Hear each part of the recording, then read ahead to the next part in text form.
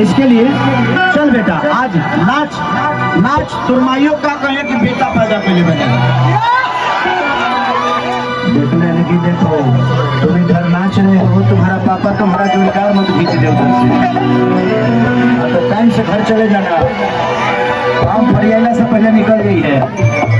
पापा बड़े अब ठीक ना लगेगा, माई के सुरक्षित तो के आइल बा, पापो के लेके आइल बा के ना पानी हम मत ना होला है कि देखा ना सटन के अरे कपड़ा कटन के देखा चादर बिछा दिहनी भला माझी मन बिछला